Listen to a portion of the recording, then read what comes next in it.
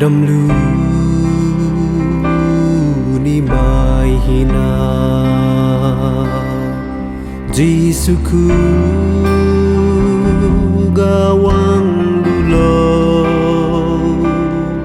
pa se toi đâm bao biwe Giêsu ku diu lung dulo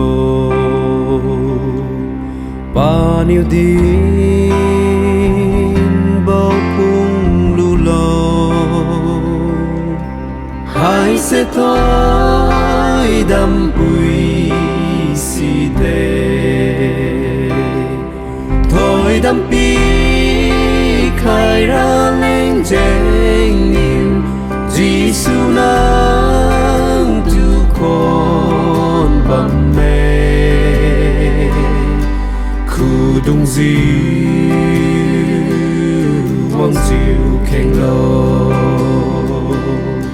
Giêsu nang we tu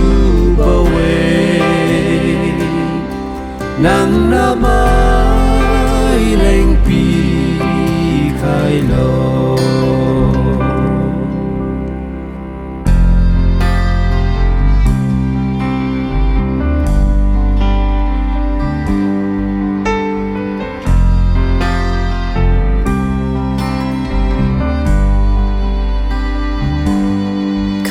khát tu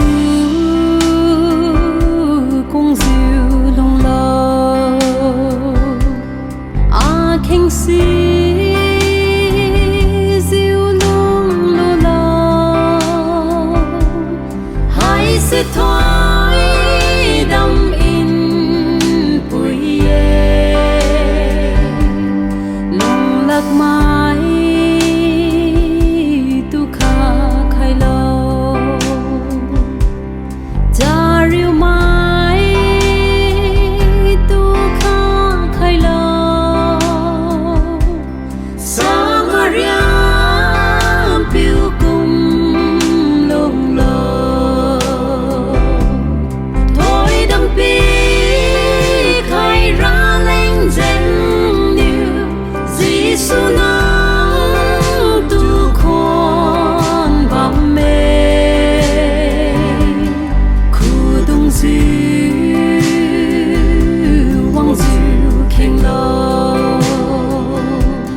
Giêsu nang we tu bao we nam na mai lên pi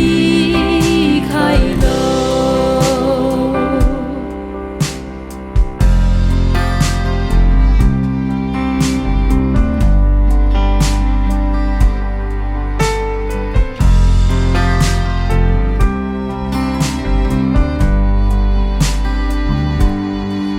Sahi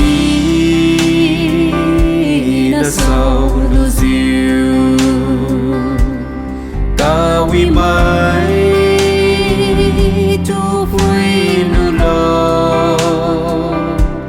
Giêsu nang tu lu ni e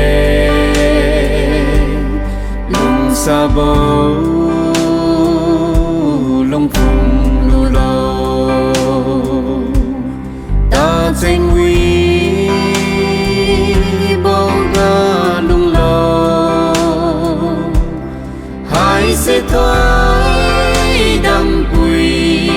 si đê thôi đắm pi khai ra lên trên niềm Giêsu nang tu con bầm mê đông diu